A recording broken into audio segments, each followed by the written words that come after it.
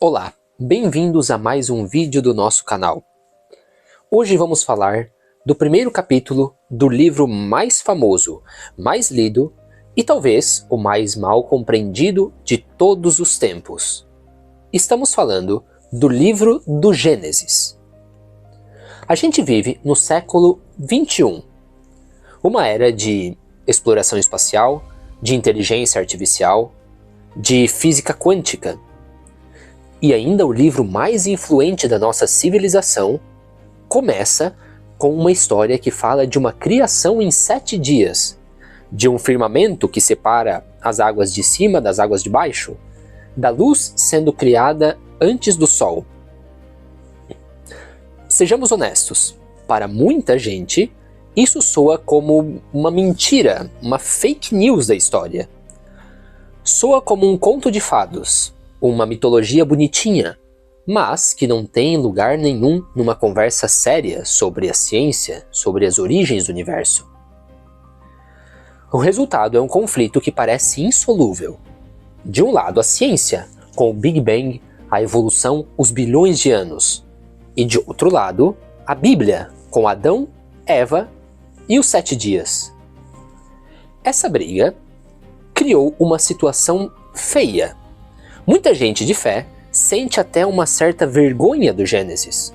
Esconde ele debaixo do tapete, torcendo para ninguém perguntar sobre o dinossauro no meio da sala.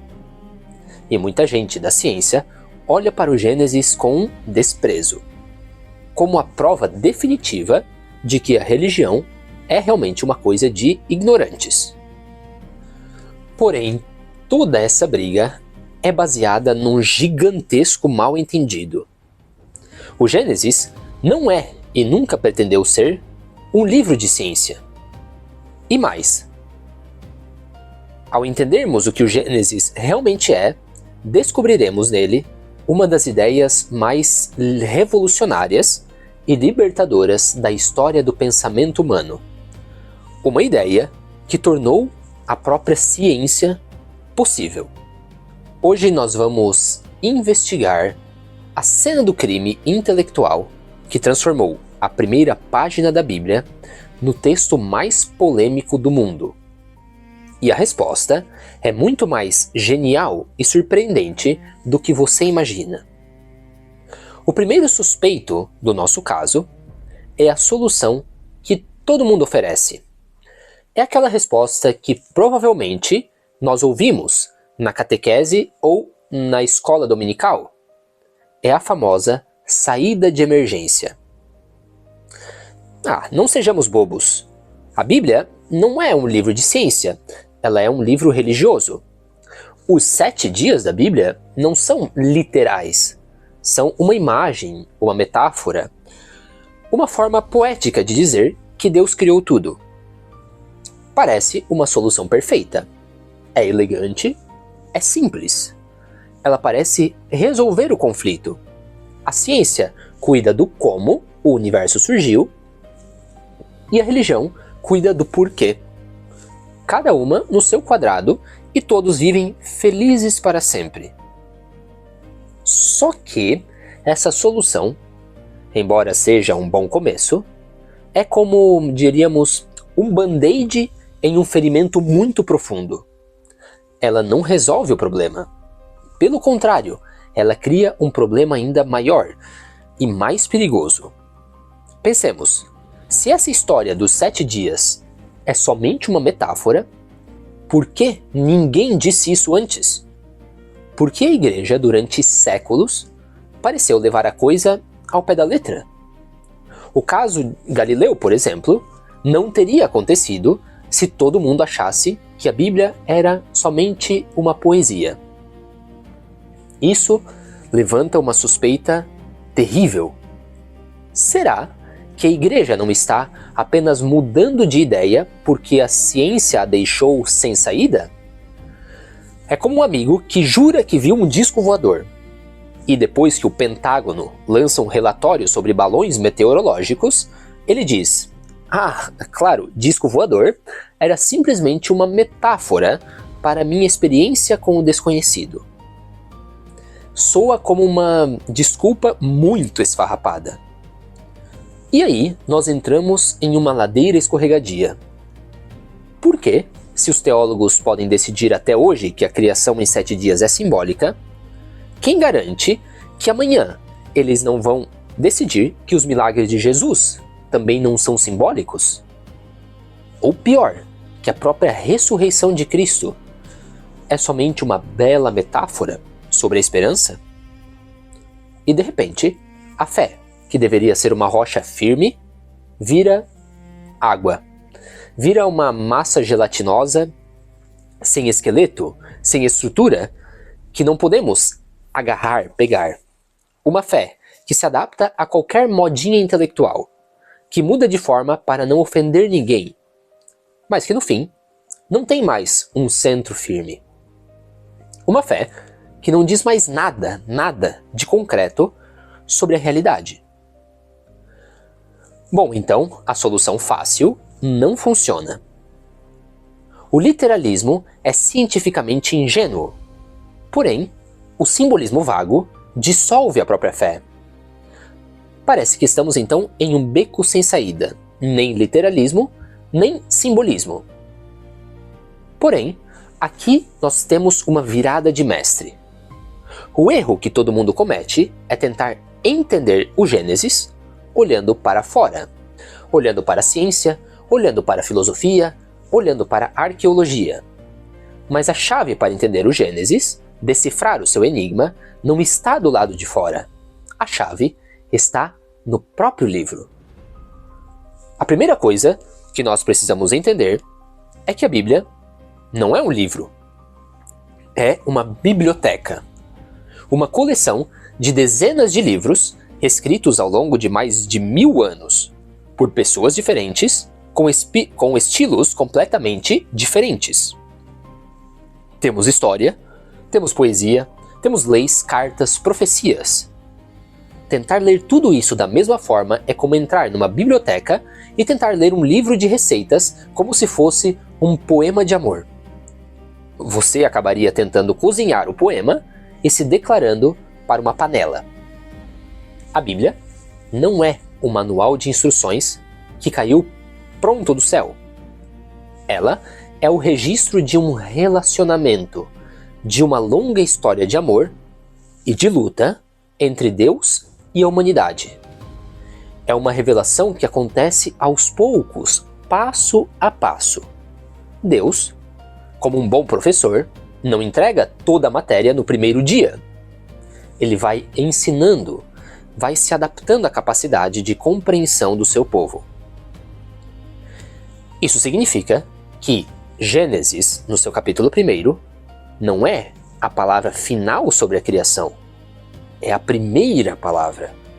É a abertura da sinfonia. Os temas que ele introduz serão depois desenvolvidos, aprofundados e até mesmo corrigidos ao longo de toda a biblioteca bíblica.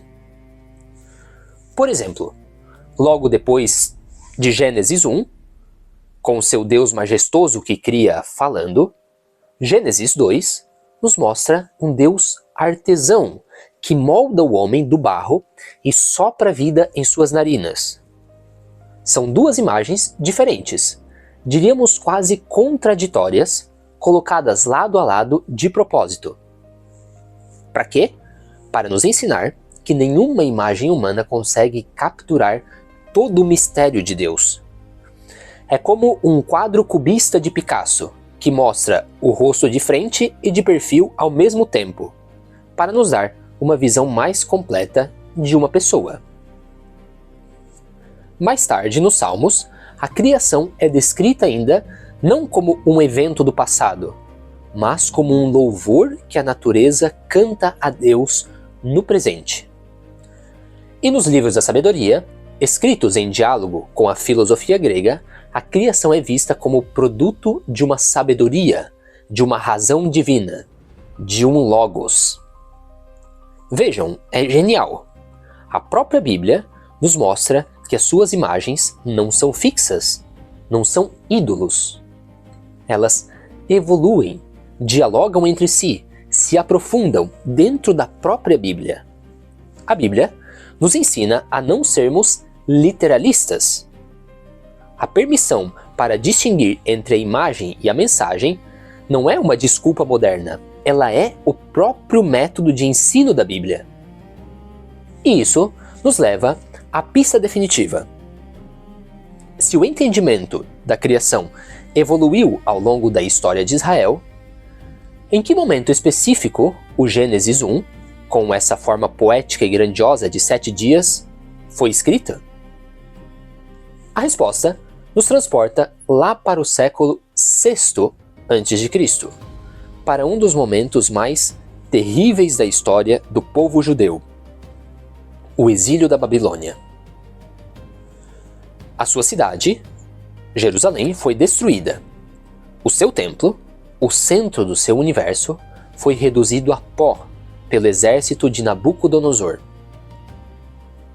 Os judeus e suas famílias foram deportados, forçados a viver como refugiados na capital do império inimigo, a Babilônia. E na Babilônia, tudo é maior, mais rico, mais poderoso. Os templos deles são gigantes. O deus deles, Marduk, parece ter esmagado o deus dos judeus, Javé. A crise é total. Não é só política, ela é uma crise de fé. Será que nós, judeus, apostamos no Deus errado? Será que o nosso Deus é mais fraco? E para se reafirmar, os babilônios contavam para todo mundo, inclusive para os exilados judeus, a sua própria história da criação, a história do Enuma Elish. E, gente, que história era essa? Uma história de violência, de caos. O universo, segundo eles, nasceu de uma guerra entre os deuses. O mundo foi feito do cadáver de uma deusa dragão chamada Tiamat. E a humanidade? A humanidade foi criada do sangue de um deus rebelde, com um único propósito: ser escrava dos deuses. Pensemos um pouco nas implicações disso. Se essa é a sua visão de mundo, então a violência está na raiz de tudo. A matéria é má, e o seu destino é ser um servo, um escravo, um peão num jogo cósmico violento. E a melhor coisa que você pode fazer é obedecer ao rei da Babilônia, o representante do Deus vitorioso, para manter a ordem. Era a teologia como a propaganda de um império totalitário. E é nesse exato contexto de opressão e desespero que um grupo de sacerdotes e escribas judeus pega as suas tradições antigas e escreve a obra-prima que conhecemos como o primeiro capítulo do Gênesis. E o que eles fazem é um ato de coragem intelectual e espiritual de tirar o fôlego. Eles olham para o poderoso mito babilônico e dizem: não. O Gênesis 1 não é um relatório científico. Ele é um manifesto de resistência. É uma declaração de guerra teológica. É um poema de libertação. Onde o mito babilônico diz que a origem de tudo é a guerra, o Gênesis diz que é a palavra serena de um único Deus. E Deus disse. Onde o mito babilônico diz que o mundo é um corpo de um monstro, o Gênesis diz que a cada passo da criação, Deus viu que era bom. Onde o mito babilônico tem um panteão de deuses caprichosos e violentos, o Gênesis tem um único Criador, cuja ação é ordenada, lógica e bela.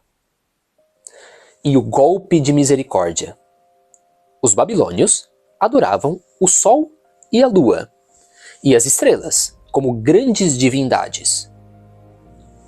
O Gênesis 1, com uma ironia espetacular, diz o quê? Ah, o sol e a lua são apenas luzeiros, lâmpadas.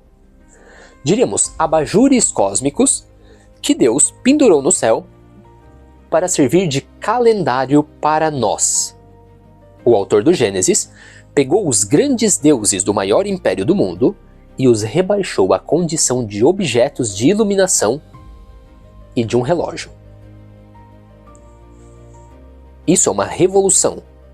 O Gênesis 1 foi um grande exorcismo cósmico. Ele limpou o universo dos deuses, dos demônios e dos medos dos pagãos. Ele disse para a humanidade pela primeira vez: gente, o mundo não é um lugar mágico e assustador. Ele é uma criação. É um lugar ordenado, racional e bom. E ele é racional, nós podemos estudá-lo. A fé na criação não foi um obstáculo para a ciência, ela foi o seu berço. Ela nos deu a permissão de investigar o universo sem medo.